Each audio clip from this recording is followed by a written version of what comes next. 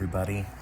Good morning once again on this pretty bright Monday, and today we have this message which I found, and well, it looks very good. I'll just say that, and which this could apply to a lot of things, but I've got something specific in mind for this one from what I've read.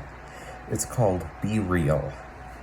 It saddens me to watch my children build up walls between themselves and people around them. They pretend they don't have the same struggles and problems as everyone else. Yet they also pretend they have struggles that no one else does.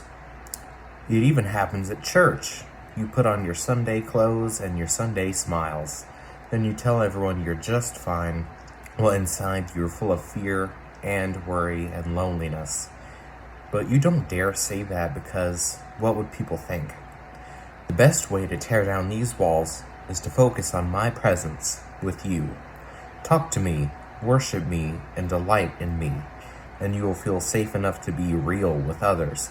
When your main focus is on me, you can stop worrying about what people think. Then you will be able to smile at others with my joy and love them with my love. Okay. Let's put the bookmark in there. And so, I see the general message is, being genuine with yourself and others, and to not delude either of those. But, this could go for social media, anything like that, even though we've already talked about that sort of that side of the equation. So, it makes me think of how, of course, we've talked about practices such as reading the Bible, going to church, activities that, some people can substitute for actually spending time with God Himself. And that can cause problems because you kind of don't realize what you're doing. So, it reminds me of this in a way, because, the church environment, if you're someone who attends, it can be a good place. Not only can you attend the service, there's people you can talk to there, and, I understand if some people may have, trauma surrounding that for all sorts of different reasons. And, because people can have issues talking to people anywhere, and it's understandable too, but whether it's at church or not, we all need a safe place and group of people to share our problems with. And that can be God too. And of course we can take the book suggestion and we can, we can accept the love, but we can do that even if we need to get support in the form of people, because we can't always use religion as a way to substitute mental health issues.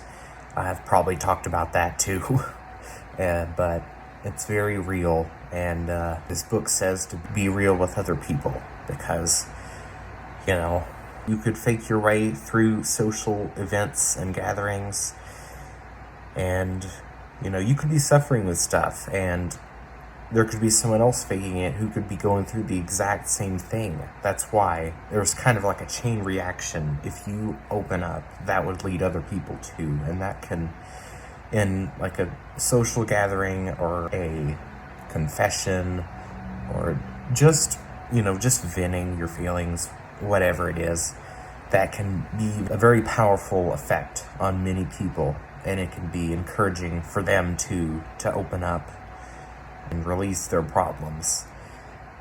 So, overall, I suppose that is the moral of this message. And although, of course, there's the good balance with everything, and that includes this too, in a society that values authenticity so strongly,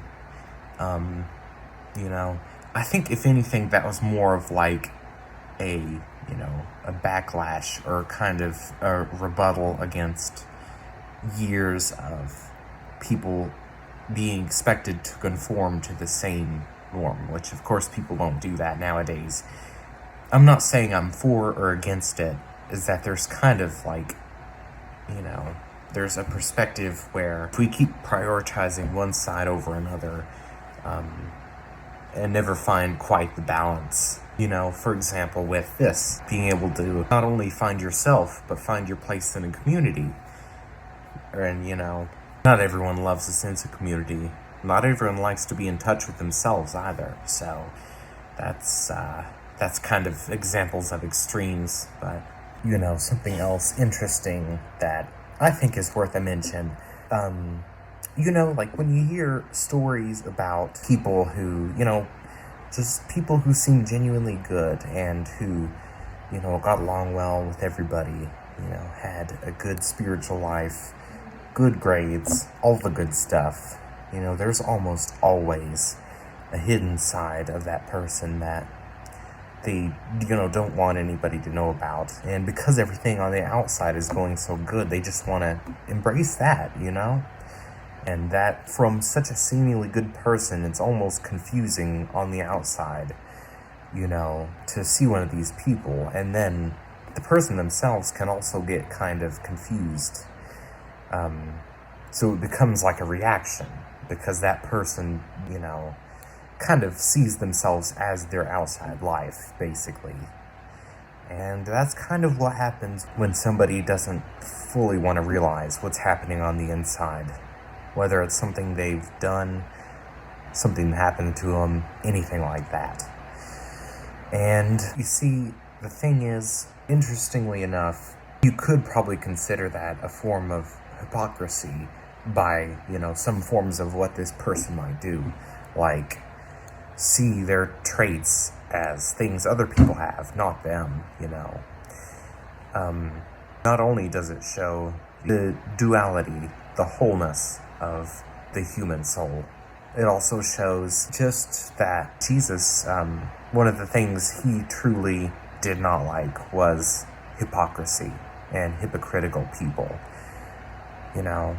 And if anything, you could say it was almost as much of a sin to commit one than, you know, to just try and push down every sort of negative aspect and then let it boil up into something, you know, which would just shatter what people saw of you, a perfect person. Something along the lines of that. That's why it's increasingly important to foster, you know, healthy self-awareness, to be aware of the bad things you're capable of, not only the good ones, which are also just as important. Neither one of them defines you as well. That's important to note too, is that they're all just a part of what makes you, a person. And overall, like many things we discuss on this channel, it's kind of a sophisticated issue and, you know, it's a hard thing to talk about. So I suppose I got my point across by now. I appreciate you guys watching me once again. I'll be back tomorrow for more. Bye-bye.